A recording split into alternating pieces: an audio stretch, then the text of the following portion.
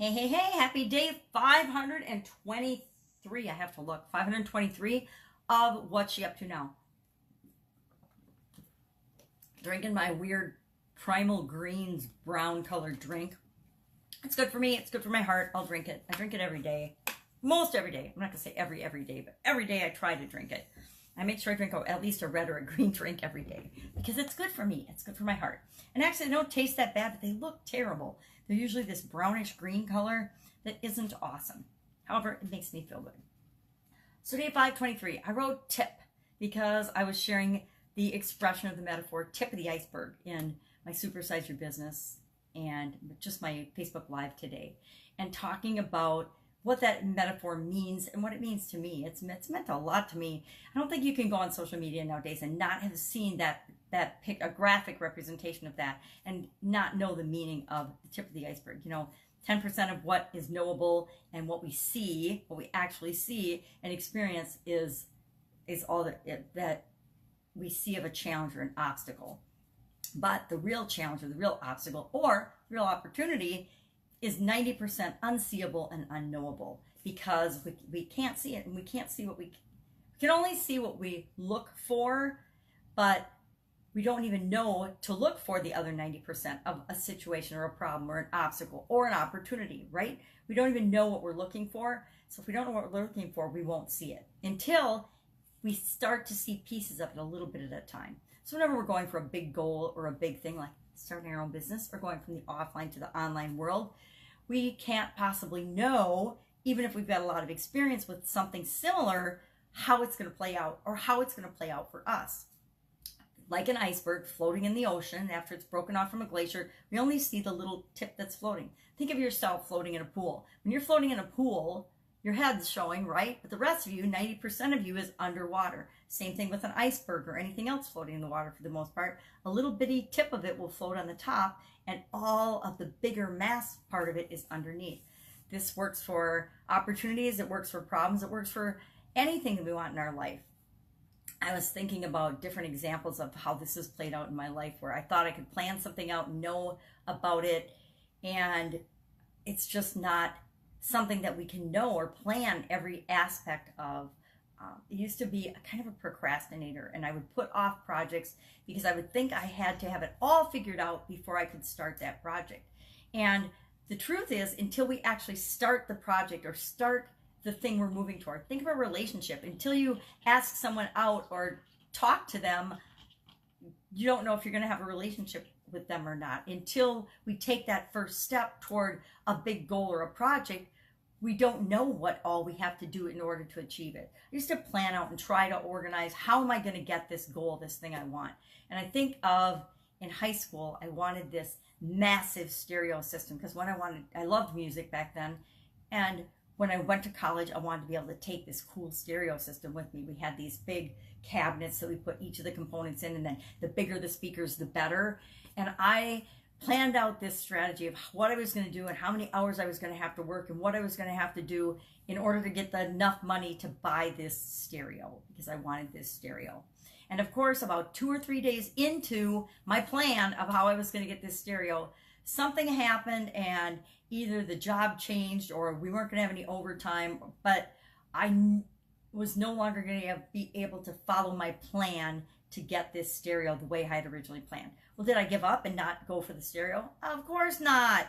I found other ways to make money to get that stereo and got a big, kick-ass, totally amazing stereo. And I had it for, oh my God, I probably had it for 10 years longer than I should have before I got rid of it because technology has changed so much since the 70s, right? And that's how everything else is. That's how every project, every endeavor of meaning to us is going to be. And we just have to accept that. It's like accepting that change is inevitable, right? Everything around us is always going to change. So we can fight against it. And human nature is to push against and resist change, which doesn't make any sense because it's inevitable. It's like pushing against death and taxes. It's inevitable. You're going to die someday, no matter what. And you're probably going to pay taxes along the way, right? So it's futile to push against these things that we have no impact on or So why would we push against change? Change is something, I love change now. I love to embrace change, knowing that, and that's a lie too, because I like to create routines so that ever-changing things are less impacting on me.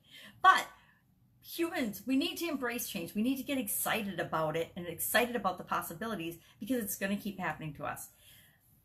Taking action without knowing every step of the way, we got to do it. We have to take that step in order to know what the next step is going to be. Sometimes we might know the first 1 or 2 steps of a project or a process or a thing that we want to do. But for the most part, that's all we're going to know, because that's the only part that we can see and imagine. Even, and I do this for people, I lay out step-by-step detailed action plans to follow to get a result that they want. I do challenges. I've done dozens and dozens. I'm going to have to count them up now, because I keep wondering now every time I say I do challenges, how many challenges I've done that I've led people through. And even though it's planned out day by day, step by step, it still requires that you, the person doing the challenge, actually takes the step, that first step.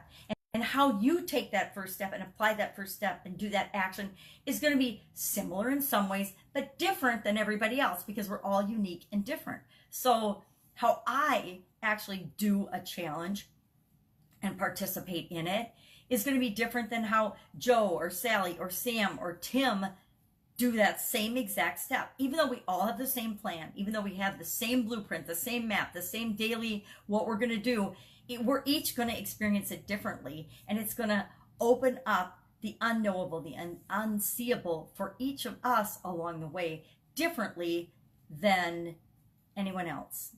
But that's why we have to step out in faith and trust in ourselves that we will figure it out as soon as you take that first step. And that's the hardest part, by the way. The starting is always the hardest part. That first step is always the hardest one. Think about when you learn to walk as a baby. How many times did you fall on your face or run into things or knock your noggin or skin your knees learning to walk? And you probably don't remember. I don't remember learning to walk, but I know I fell down a lot. It's like riding a bike. I was probably 100 times I wiped out and skinned my knees and was bloody and crying until I finally learned to ride a bike. But it's taking that first chance, that first try, and then once you get a little bit of success, it's building on that. The whole process is the 90% that we can't see and we can't know, and we can't imagine how it's going to feel to us along the way. But it's the stepping out in faith in ourselves and trusting ourselves that we will figure it out, that we do have the ability and the know-how and the capacity to figure it out. You know, we do it in relationships. We have to do it in everything, because most of what we want and see in life is unknowable. We don't have our whole life. You know, some people plan out and map out their life, but does it really ever work out according to plan? No. We think when we build a business or start something new, a relationship or whatever, that it's going to go from A to B and be amazing every step of the way. And you know what? It's just not. It's like the picture of the zigzaggy line. That's what our lives are like. They're good and bad. They're experiences. That's what our anything that we're going after is going to be like. And as long as we know that and recognize that and are okay with that and just keep taking the next step toward it, we'll get there. And we'll probably get there faster than we believe possible. You know, we have all these unrealistic expectations about what we can achieve in a really short period of time. Like, oh, I can do this in a year. Well, we tend to overestimate what we can do in a year, but we tend to underestimate what we can do in 5 or 10 years if we just make consistent effort toward what it is that we want. So thinking about that today, thinking about the tip of the iceberg, thinking about what I'm working on today, working on the 90-day challenge. Today is day 63. Again, I have to look. Day 63 of the 90-day influencer live video challenge. So every day for 90 days, we're going live and doing whatever the challenge is for the day. And I'm following a specific format in the challenge. You can do random things. You can do all different things. But for this particular challenge, I'm mapping out and teaching people different strategies and ways to create content along the way that they can do once and then they can do it again and again and again. And if you have 90 days of content and you can just then recreate that 90 days with a slightly different twist, that makes it pretty easy to produce content. Now, I'm not saying everybody needs to produce content every day. Frankly, there's a lot of content and a lot of even my own content that I think, why am I doing this every day?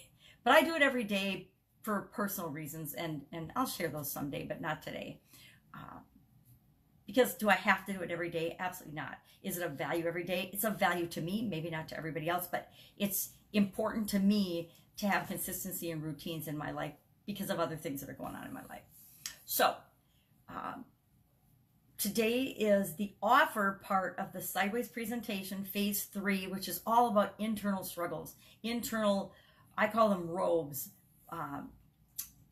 reasons, excuses. I'm going to do them out of order. Reasons, excuses, beliefs and our thinking and our mindset, and then objections or obstacles that we think we see that make something not possible for us. And of course it is. If somebody else has done something that you want to do, that means it is absolutely positively possible for you to do it too. And I remind myself of that a lot, because I'll look at something that I want to do and I'll be like, well, I can't do that. We always automatically think, well, I can't do that. I don't deserve to do that. I'm not good enough. And I don't know where that programming comes from. I think it comes from our youth and our childhood and little mistakes and failures and messages people tell us along the way. But it seems like almost all of us have, at some deep-rooted level, those beliefs and feelings. And I don't know where it comes from, but we all seem to resort to those automatically when we're presented with something new or something different or something that we've not experienced before.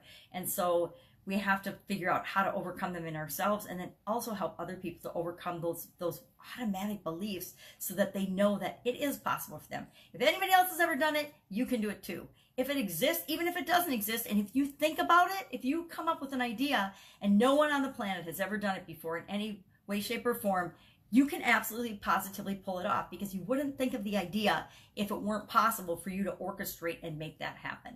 That is a universal law. I love universal laws because we can argue with them. We don't have to believe in them, but they're going to affect us anyway. They're going to work on us anyway, whether we believe them or not. Think about gravity. If you jump out of a building, is gravity, and you don't believe, I don't believe in gravity, doesn't matter. If you jump off the top of a building, is it going to affect you whether you believe it or not? Yes, and that is just a natural law. Universal laws are a whole step beyond that.